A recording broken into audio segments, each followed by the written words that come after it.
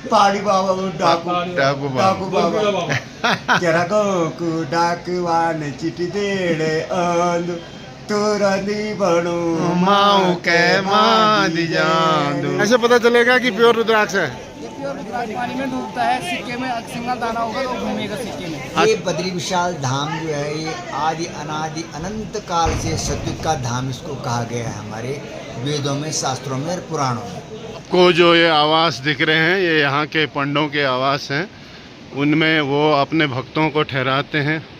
आप देखिए। नमस्कार, मैं नैनीताल वाला ब्लॉगर। आज के ब्लॉग में मैं आपको दिखाने की कोशिश करूँगा बद्रीनाथ से किस प्रकार से हमारे पुराने समय में हमारे जो पंडे हैं, पुरोहित हैं, वो धार्मिक यात्राओं को आयोजन में अपना अहम योगदान देते थे, किस प्रकार धार्मिक पर्यटन को बढ़ावा देते थे, किस प्रकार से अभिषेक होता था और किस प्रकार से जो आज से 100 साल 200 साल पहले यात्राएं धार्मिक होती थी। इसी क्रम में देखें कैसे पंडित जी बता रहे हैं कि धार्मिक यात्राएं होती थी। ये बताइए, जो पंडा प्रथा है इसमें जो है आपके पास कितना पुराना इतिहास भी मौजूद है अपने यजमानों का? सुना जाए श्रीमान, क्या कह रहा हूँ, यजमान लोग जो यहाँ आते थे आज से 500 साल पहले की बात बता हाँ रहे हाँ हैं जी आपको। जी बताएं। तो हरिद्वार से गंगोत्री, यमुनोत्री, केदार, बद्री की पैदल यात्रा थी। जी जी। पहाड़ों में पुरानी बटिया बनी हुई थी जी जिसको कि शॉर्टकट कहा जाता है। जी अब उसमें लोग जो है पुरोहित लोग हरिद्वार से यजमानों को लेके आते थे जी। क्योंकि प्रोग्राम उनका पहले फिक्स होता था कि पंडित जी डाक चिट्ठी आती थी हाँ, सुबह कि पंडित जी हमारा बद्रीनाथ यात्रा का विषय है। तो उत्तर दक्षिण पूर्व पश्चिम के कंसर्न जो पुरोहित हैं, पुरोहित वर्ग, वो उनको हरिद्वार में अटेंड करता था। अच्छा। और वहाँ से यात्रियों को लेके चलते थे। तो उस समय 200, 400, 500, 700, 1000 आदमी आते थे उस समय। जी। उसमें साधु संत भी थे, जी सन्यासी भी थे, जी। पुरोहित भी थे और यात्री भी थे। जी जी अब जो है प्रचार प्रसार हो गया, जी टेक्नोलॉजी आगे बढ़ चुकी है, जी। सब जगह जो है मास्टर प्लान चल रहा है, जी आधुनिक सुविधाओं से सुसज्जित है। नहीं तो पहले हमारे इस नारायण पर्वत के अंदर जो पुरी जी। है उसी में यात्री लोग विश्राम करते थे। जी। उनका भोजन पानी प्रसाद की व्यवस्था की जाती थी। पंडे लोग करते थे। जी हाँ, पुरोहित लोग जितने पुरोहित भी। लोग। और जब वो जाते थे तो उनका सुफल होता था एक गोल में बैठा करके, 10 हों, 5 हों, 7 हों। जी उस समय छोटे बच्चे और बालक लोग नहीं आते थे, हाँ। तो उनकी पूजा, उसको सुफल कहा जाता था। अच्छा।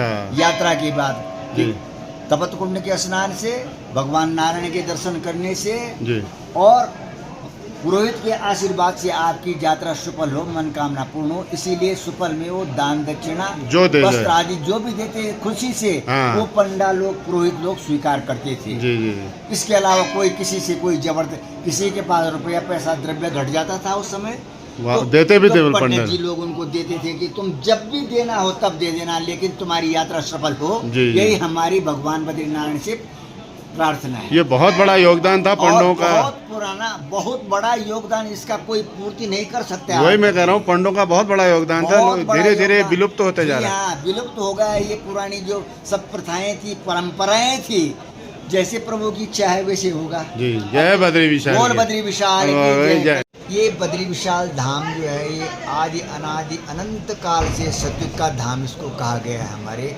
वेदों में, शास्त्रों में और पुराणों में। तो बद्री में पहले जो है आज से 100, 150, 200 साल पहले गंगोत्री, यमुनोत्री, केदार, बद्री, बद्रीनाथ के अंतर्गत में ये 3 धाम आते हैं, केदारनाथ जी, यमुनोत्री और गंगोत्री। ये सुपर वैकुंठ बद्रिकाश्रम धाम नारायण है। ये भूमि भोलेनाथ की है। कहाँ से लेकर के, नॉर्थ ईस्टर्न से लेकर के अमरनाथ तक ये जुरिडिक्शन भोलेनाथ जी का है। लेकिन ये जगह जो यहाँ पर अलकनंदा माता के और भगवान नारायण पर्वत के चरणों में बनी हुई है, ये बहुत पुण्यदायी भूमि है। इसमें हजारों गुना लाभ का प्राप्त होता है। तो वही भगवान नारायण की तपस्थली है। कौन? जो नारायण पर्वत के नीचे अलकनंदा के तट पर है। तो पहले यात्री जो आते थे तो 1.5 महीने 2 महीने में यहाँ से गंगोत्री, यमुनोत्री की यात्रा करके, केदार, बद्री की यात्रा करके और पैदल जाते थे जी ऋषिकेश में। जी। फिर वहाँ से वो अपना साधन ट्रेन का था, बस का था, वो चले गए। हम लोग आदि शंकराचार्य जी के वंशज हैं। 1450 साल पहले जो उन्होंने इस मूर्ति की रिस्टेब्लिशमेंट किया है, पुनर्स्थापना की, जी तो ये नारायण पर्वत के अंदर में उनको आकाशवाणी हुई कि हे शंकर, तू ऐसा है, यहीं पर हमारी मूर्ति का प्रतिष्ठान करो। क्योंकि कलयुग के लोग भक्ति भावना तो करेंगे लेकिन विश्वास नहीं करेंगे किसी पर। तो साक्षात नारायण पर्वत जो है ये हमारा बद्रिकाश्रम है, ये नारायण पर्वत है। और ये नारायण पर्वत में अलकनंदा के वाम भाग में नर पर्वत है। द्वापर में ये नारायण कृष्ण हुए और ये अर्जुन हुए। अब जीव और परमात्मा को जोड़ने के लिए एक सेतु की आवश्यकता होती है, जैसे सेतुबंधु रामेश्वरम में है। तो ये अलकनंदा पहले सरस्वती गंगा से लेकर के यहाँ तक सारी समुचित ये अंतर सलीला थी।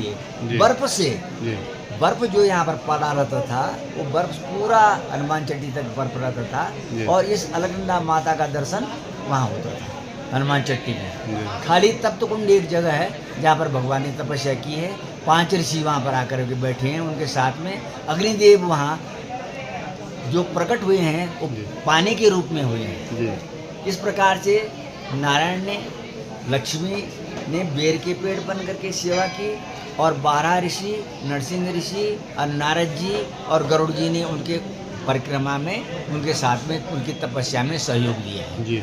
इसीलिए इसको बद्रिकाश्रम कहा जाता है। और माता लक्ष्मी ने उनकी सेवा न च स्पर्श संभाषणामिति तपः, इस शर्त पर माता लक्ष्मी यहाँ आई हैं कि आप तेरे को यहाँ पर जो है अपना धर्म निभा रहे हैं लेकिन यहाँ पर स्पर्श भी नहीं करेंगे मेरे को और मेरे से बोलेंगे नहीं।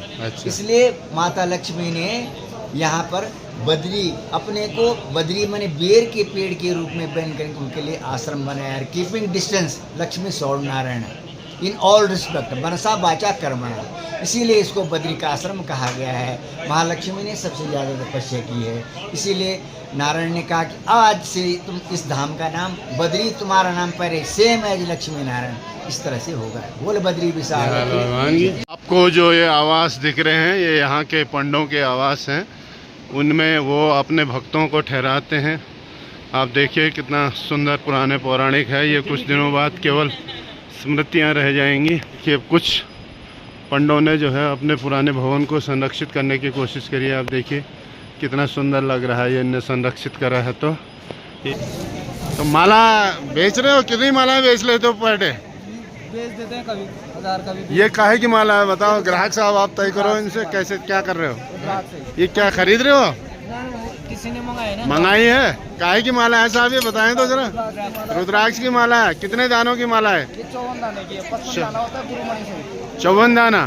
तो 108 की नहीं रखते हो आप? 108 की है। 108 वाली ये रुद्राक्ष, प्योर रुद्राक्ष है।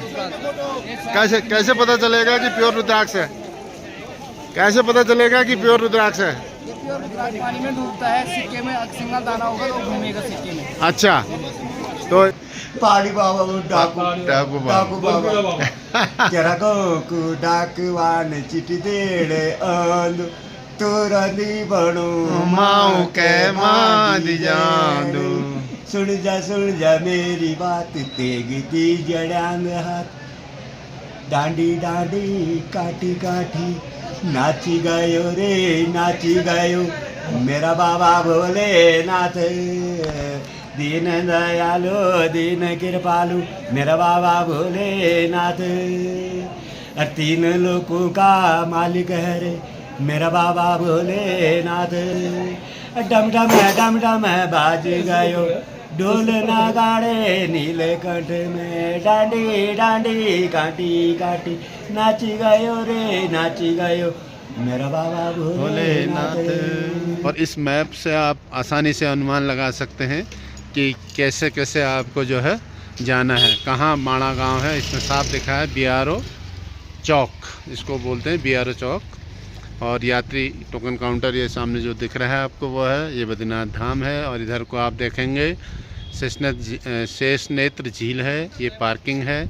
और ये माणा गांव की तरफ ये रास्ता जो सामने की तरफ जा रहा है, ये माणा गांव की तरफ जा रहा है। और इधर को आप देखेंगे ये भगवान बद्री विशाल के दरबार की तरफ जा रहा है भगवान। यह BRO चौक के पास ही एक कॉरिडोर बन रहा है जहाँ पर यात्रियों को किसी प्रकार की परेशानी नहीं होगी। उसमें आप देखेंगे बहुत जल्दी ही ये सुंदर सा कॉरिडोर जब तैयार हो जाएगा तो ऐसा प्लान शासन का बता रहे हैं कि ये प्लान है कि यदि 50,000 यात्री भी एट ए टाइम यहाँ पर आएगा तो वो अगले 3 से 4-5 घंटों में ही जो है यात्रा दर्शन कर करके मंदिर से बाहर आ सकता है। इस तरह की प्लानिंग शासन की, प्रशासन की चल रही है।